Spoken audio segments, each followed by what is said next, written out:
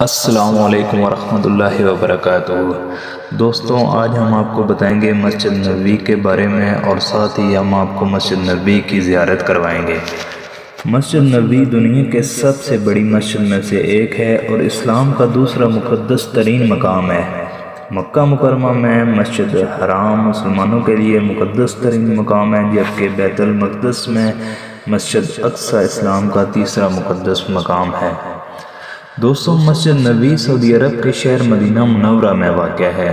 تاریخ میں مسجد نبوی میں کئی بار توسیع کی گئی، جن میں خلفائے راشدین، خلافت امویہ، خلافت عباسیہ، سلطنت عثمانیہ اور آخرکار سعودی ریاست کے دور میں توسیع ہوئی۔ سعودی دور میں اس کی سب سے بڑی توسیع 1994 میں ہوئی تھی۔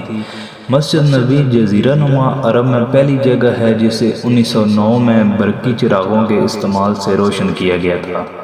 عمر بن عبدالعزیز کی طرف سے 91 ہجری میں توسیع کے بعد حجرہ نبوی کو مسجد میں شامل کیا گیا، جو اس وقت پیغمبر کے حجرے کے نام سے جانا جاتا ہے، جو مسجد کے جنوب مشرقی کونے میں واقع ہے، جس میں نبی کریم صلی اللہ علیہ وآلہ وسلم، ابو بکر صدیق رضی اللہ عنہ اور عمر بن خطاب رضی اللہ عنہ کو دفن کیا گیا تھا، اور اس پر گنبد خضرا بنایا گیا تھا۔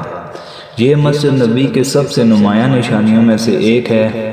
مسجد نبوی نے سیاسی اور سماجی زندگی میں ایک اہم کردار ادا کیا ہے، کیونکہ یہ ایک سماجی مرکز، عدالت اور مذہبی درسگاہ کے طور پر کام کرتی تھی۔